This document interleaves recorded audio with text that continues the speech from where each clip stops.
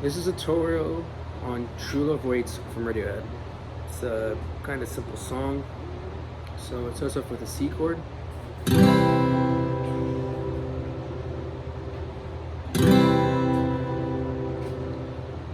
This E minor chord, but with your pointing finger on the first fret on the B string. So this A minor chord.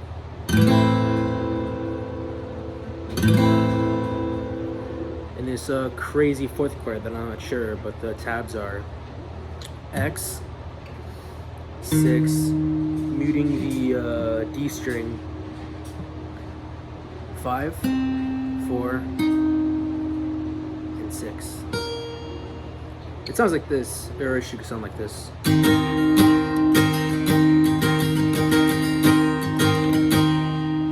Now, if you want to play it differently, if you don't feel comfortable with this, you can also bar it, barring on the 4th fret, right here. That's 4, 6, 6, 5, and 4, 4. Now that's like the main part, so it should sound like this. Well, first you gotta understand that there's these hammer-on sections. That's supposed to go like this. That's the beginning of the song, or beginning of each chord. It goes a little like this.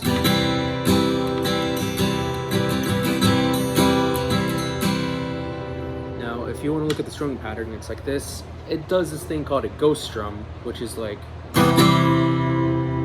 you don't hit it when you're in the motion. So the strumming pattern looks like this.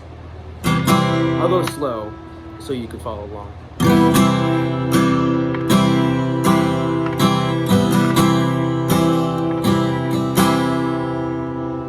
And to show off the hammer-ons too as you go.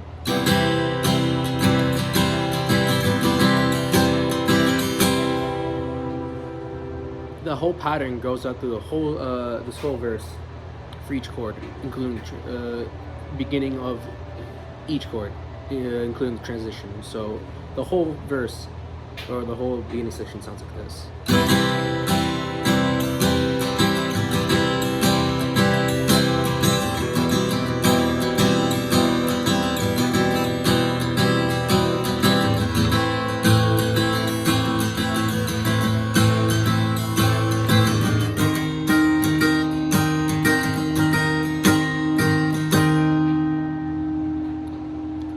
To slow it down, it goes like.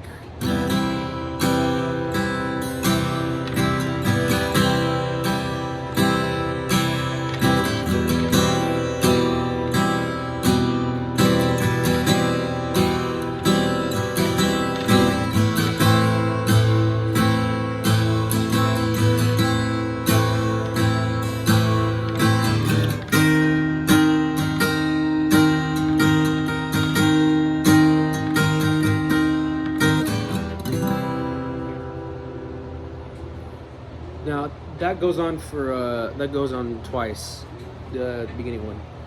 That's if you don't include the little, if you don't include the lyrics, because most of the time you probably play without them. So I suggest just playing that twice, that whole section twice, and then going into the, I believe, chorus. And now this section, there's a lot of different versions online, but me personally, I watched a bunch of live versions of Thom Yorke actually playing the song, and he plays it this way, so it's best to assume that this is how you actually play it. Now it starts off with this C chord, beginning with a hammer on, you know. And this little movement where he puts he put his middle finger on the 2nd fret G string. Now you gotta make sure the D string is mute. So the transition is like this.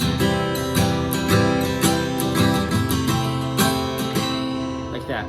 You can also play it with this chord where it's just moving the middle finger in the G string and putting your pinky right under the ring finger, right under the C, or the 3rd fret D string, where it goes like this.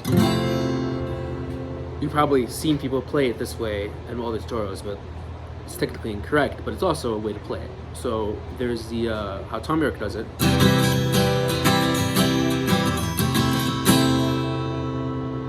And then there's the way a lot of people play it.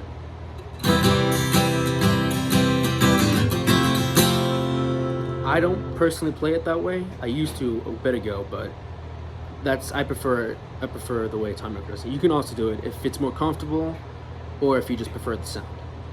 Anyway, the third chord in this section is this E minor chord, the same one that's in the verse. This. So the whole section right here starts like this.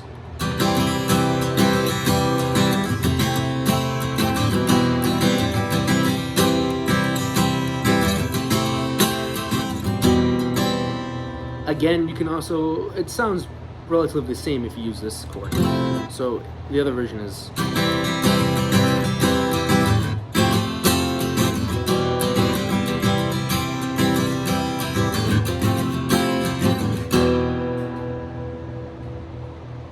If you want to spice it up a little, you can also use this G7-esque chord where it goes like this.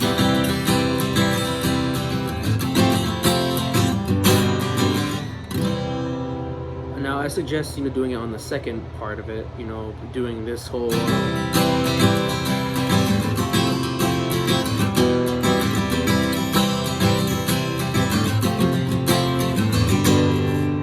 if you want to do something like that, just change it up a bit, that's fine. It sounds pretty good, so it wouldn't matter in the end. Because, I'm teaching you how to play it the actual way, and just other ways that you would just want to spice it up. Now, the final part is this A minor, or the second to last part is this A minor chord that goes right after the little part,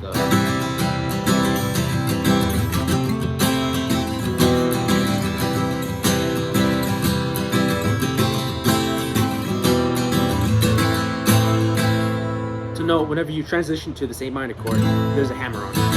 So,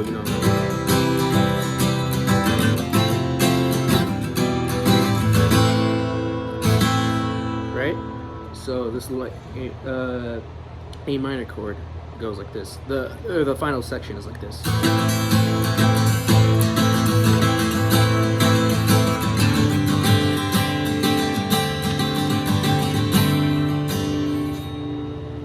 This G type chord is for 3 X 3 X X. So 3 X X 2 1 3. So ring finger on the 3rd fret, muting. Also ring finger muting this string and this string. Middle finger on the G string on the 3rd fret. Pointer finger on the B string, 1st fret. And you're gonna want to have your pinky finger on the E string, 3rd fret. You can also play it this way with the same G7-esque chord.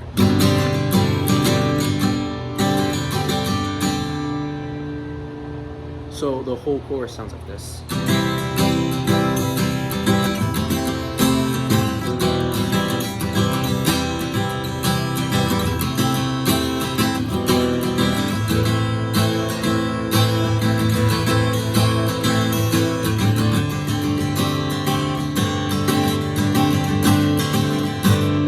Go back to chorus. Now, the second part of the song adds these little trail-ons, I think they're called, or it's just this.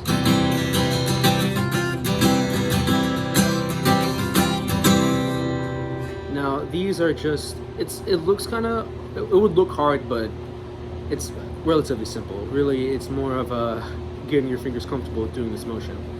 And it sounds really nice, so you learn it, it sounds pleasant. So what it is hammer on. Whenever you downstroke,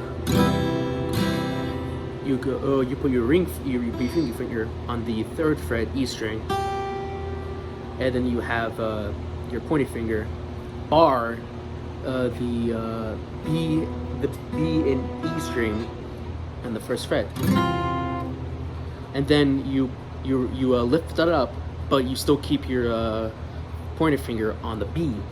So it's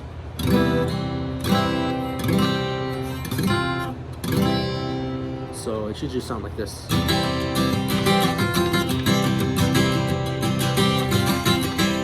The same thing goes for this E minor shape.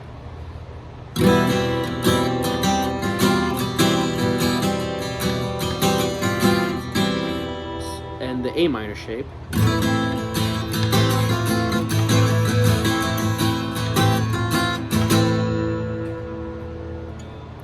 And for this fourth chord, you don't have to worry about it, it's still the same.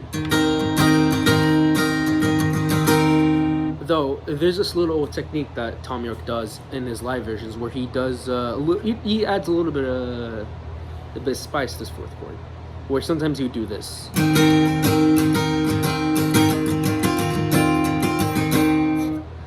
It's not too complicated. What it is you mute the E string and you put the middle finger on the B string on the 6th fret. So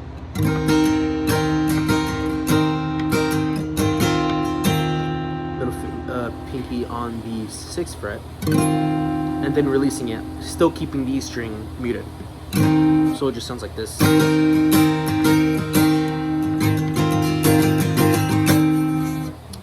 In motion, it sounds nice, so you know it's cool to do. But if you don't want to, completely fine. On the official recordings of the song, he doesn't do it. So if you're not interested in that, that's fine.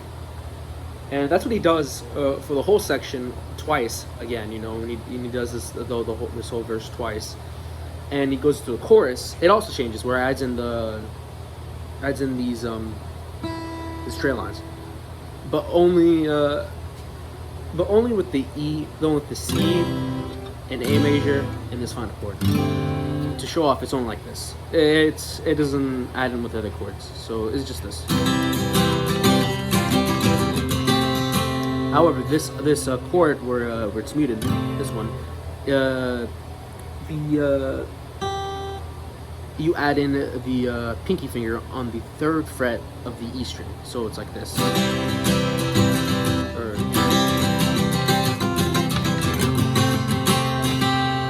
Right here. Right there. So it should sound like this.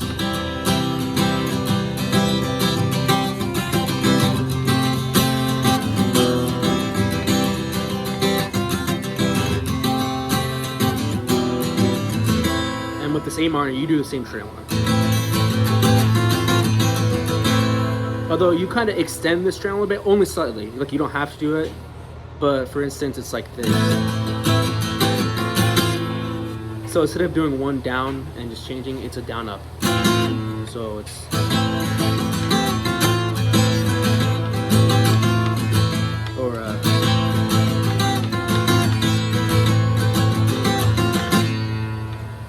and then you transition to this final chord of the chorus.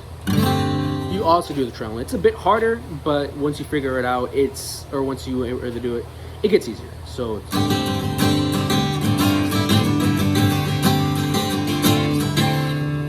and then there's this little piece where he doesn't sing at all, or it's basically the same, where it goes like you know, it's sort of like the first half at least. However, the trail line is extremely slightly extended. So normally the verse starts with like that, something like that. However, this section where he doesn't sing, it's slightly extended like this.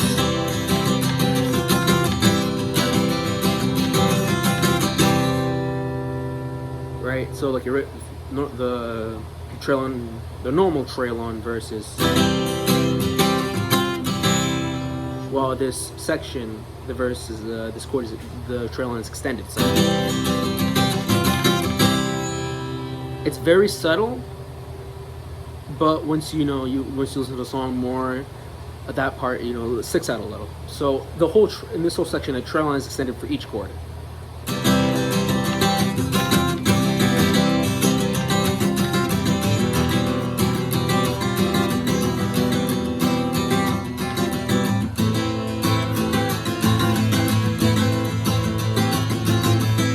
now instead of transitioning into this fourth chord, you transition to this G7 shape. So instead of going right here,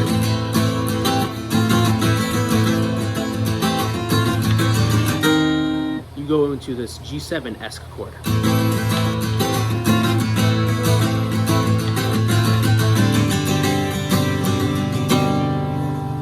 Now you can add in this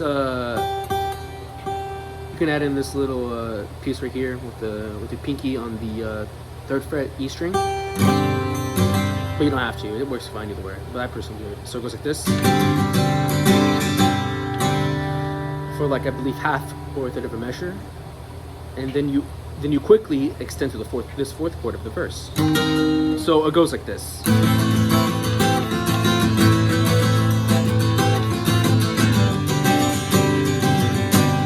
And then you quickly transition to this fourth chord of the verse.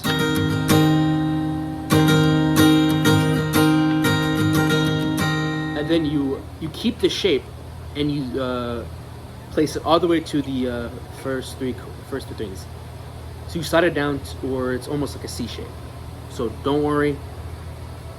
If anything, it's the same exact chord as in the chorus.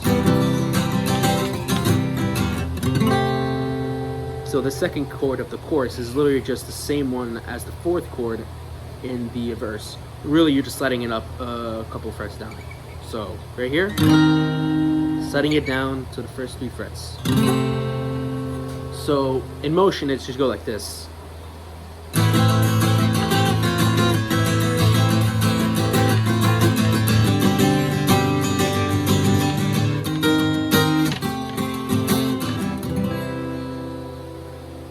Now the whole song goes relatively the same, but once you hit to the chorus again, instead of only playing once, mind you, this is like the final section where he sings, lollipops and crisps, where you true love waits in the haunted attics. That last section, instead of the chorus ending once, it goes on twice. So the final chorus, the final 2 sections of the song goes like this.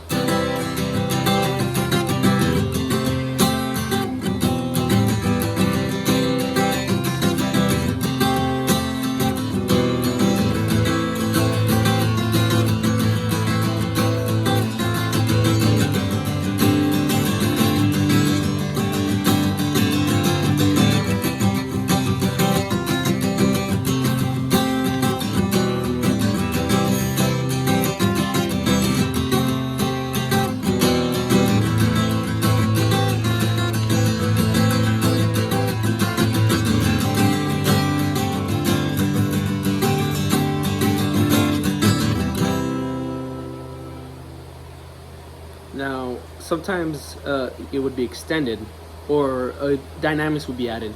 So in the first section of the final chorus, it's sometimes it's quieter.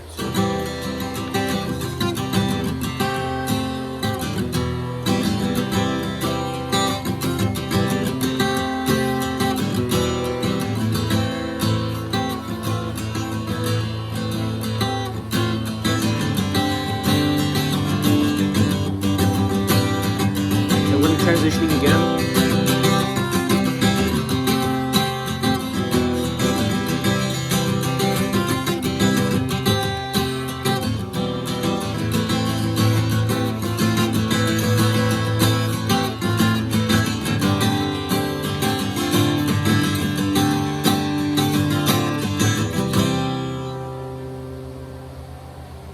So that's it. That's the whole song. Like I said, it's not incredibly hard. It's definitely not the hardest Radiohead song.